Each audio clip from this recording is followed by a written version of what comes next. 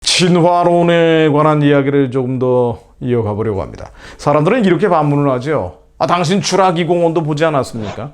공룡 보세요, 공룡. 선사시대 존재했던 진화론의 가장 강력한 증거 아닙니까? 이렇게 얘기하는 분들이 있어요. 그렇죠, 공룡. 저도 공룡을 오해한 적이 있습니다. 이게 진화론의 근거인가 보다. 근데 이거 오해죠. 진실이 아닙니다.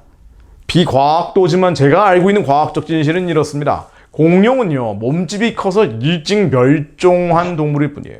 일찍 멸종한 거예요. 몸집이 크기 때문에. 여러분, 성경 속에 자주 등장하는 사자에 대해서 의아해 보신 적 없습니까? 사자. 성경에 사자가 너무 많이 나오잖아요.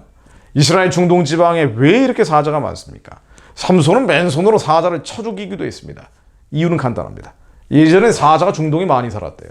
근데 지금은 멸종 위기에 처한 동물이 됐습니다. 사자가 만일 멸종돼서 화석이 나오면요, 훗날에 사자도 공룡인 것처럼 박물관에 전시되겠죠. 그 공룡이라는 건 몸집이 커서 일찍 멸종한 동물일 뿐이에요. 그 이상도 그 이하도 아닙니다. 리얼리티라는 것은요, 실제는 아이들의 소박한 환상과는 다릅니다. 예전에 몇백만 년 전, 몇천만 년 전, 이런 얘기가 아니고요. 공룡은요, 천지창조가 된 여섯째 날, 육상동물들, 아담과 하와와 함께 창조됐습니다. 성경에 기록된 그대로 말이죠. 거대한 브라키오사우루스, 사나운 벨로시랩터, 그리고 저 무시무시한 티라노사우루스. 에덴 동산의 아담 하와와 더불어 살았습니다. 그랬죠. 성경에 나온 게 진리이기 때문에. 성경을 펼쳐보십시오. 실제로 성경을 펼쳐보세요. 공룡에 관한 수많은 기록이 나옵니다. 아니라고요? 아닙니다. 당신의 반박은 틀린 겁니다. 공룡은 1841년 리처드 오웬이라는 사람이 만든 단어예요.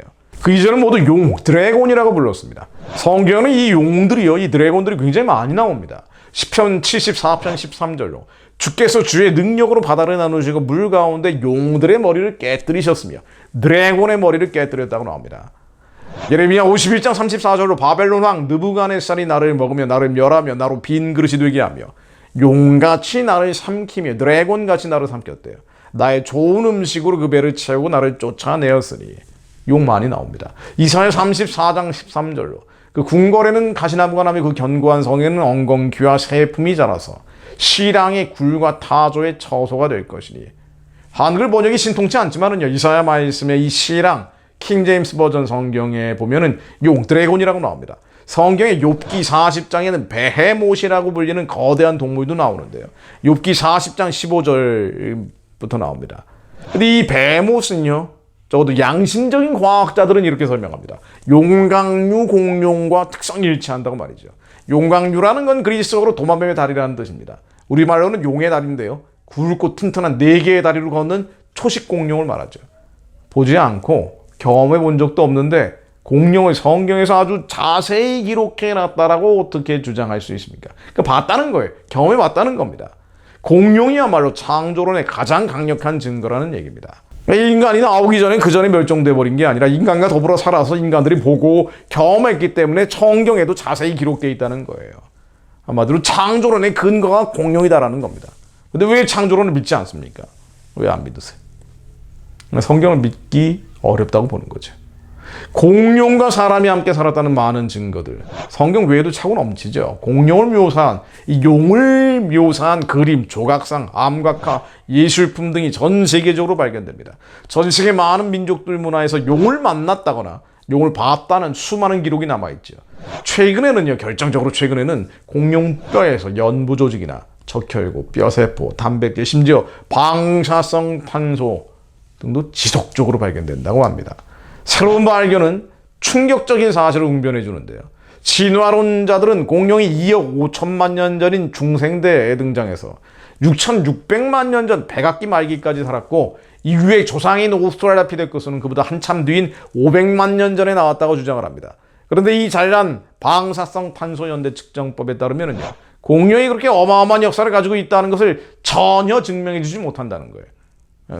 과학자들이 맨날 주장하는 게 방사성 탄소 연대 측정법 이런 거 아니에요. 근데 이거를 조사를 해보면은 그렇게 오래되지 않았대요, 공룡 화석이. 또 다른 충격적인 사실이 있습니다. 공룡 화석들은 대륙과 대륙을 이어서 확장된 광대한 퇴적층 내에서 바다 생물과 함께 발견된다고 합니다. 바다 생물과 함께. 발견된 모습은요, 대홍수, 대격변에 의해서. 뭘 의미하냐면요. 이 발견된 모습들을 보면은 대홍수, 대격변에 의해서 급격히 매몰됐다는 걸 말해준다는 거예요. 공룡은요, 이유와 함께 살았습니다. 그래서 성경에도 기록된 거고요. 전 지구적인 홍수와 격변을 거치면서 멸종돼서 화석이 됐다는 것을 증명해 주는 겁니다. 결론을 내려볼까요? 공룡은 진화론의 증거가 아닙니다. 오히려 하나님의 말씀이 불변의 진리임을 확실하게 보여주는 여러 가지 증거 중에 하나입니다. 진화론은 결론적으로 얘기해서 가설과 추론의 연속입니다. 허점이 너무 많습니다. 결론부터 정해놓고 꽤 맞춘 거죠. 찰스 다윈이 신학교 나와서 하나님을 싫어하니까, 창조론을 부정하고 싶으니까 갈라파고스 섬에 가서 몇 가지 팩트들을 조합해서 그럴싸한 논리로 가설과 추론을 만든 거예요. 그런데 결정적인 화석 증거가 안 나오는 겁니다. 무엇보다도 진화론은 생명의 기원을 설명할 수가 없죠. 사람이 원숭이에서 나오고 원숭이가 작은 유글레나에서 나왔으면 이 유글레나는 대체 누가 만들었다는 거예요? 아무리 간단한 생명체라도 1500개 정도의 유전자를 가지고 있다고 말합니다. 무생물이 이런 복잡한 생물로 변화되는 것은 입증된 적이 없습니다. 진화론자들이 무생물이 생물이 됐다면서 소위 자연 발생설 얘기하죠. 그러면서 밀러의 유리의 실험이라고 유명한 게 있습니다. 저도 과학 시간에 중학교 때 배운 기억이 나는데요. 이 실험에서 자연계에 없는 D형 아미노산이 몇 개 만들어졌다는 거예요. D형 아미노산이 만들어졌기 때문에 무생물이 생물이 될 수 있다고 주장하는 겁니다.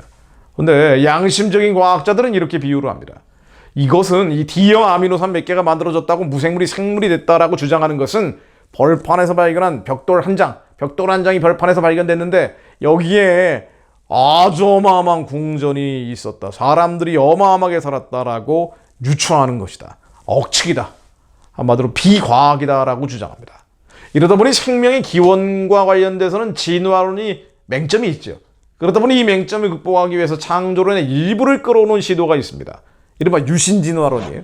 요약하자면요, 하나님이 첫 생명체를 만드셨지만 이후에 모든 과정이 진화라는 방법을 통해 진행됐다는 겁니다. 이 기독교인 중에도 유신진화론 믿는 사람 되게 많아요.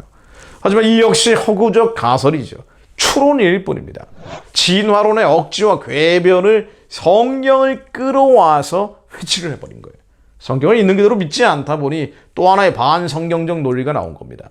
진화론과 마찬가지로요, 이 유신진화론은 입증되지 않은 추론이라는 겁니다. 흥미로운 것은요, 제가 아까도 말씀드렸지만 창세기를 부정해서 교회의 해체를 불러온 찰스 다윈이 실은 신학교 졸업생이라는 거죠. 우리로 따지면 전도사였습니다. 1809년생인 다윈은 1825년 에딘버러 대학교 의대를 중퇴한 뒤에 1828년 케임브리지 대학에서 신학을 전공했고요. 이게 그의 최종 학력입니다. 이후에 그는 1831년 해군 측량선 비글호에 탑승해서 5년간 세계를 돌면서 생물학을 연구했죠. 원래 부자였기 때문에 평생 연구만 했다고 합니다. 그리고 그의 나이 50에 종의 기원을 출판하죠. 사실 다윈뿐 아닙니다. 소련의 학살자 스탈린도 사제를 꿈꿨던 인물이죠. 트빌리시 신학교를 다녔습니다. 마르크스 역시 19살이 될 때까지는 미션 스쿨을 다녔죠. 고교 졸업 논문이 요한복음 15장 1,4절에 따른 예수 안에서의 신앙 공동체라는 제목입니다.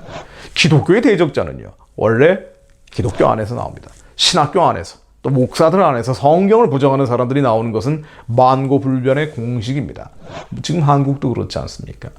목사건 아니건 그 전에 배웠던 세속적인 이념, 천박한 집단 감정이 그대로 남아있으면요, 자신의 욕심과 욕망을 정당화하는데 성경을 도용합니다.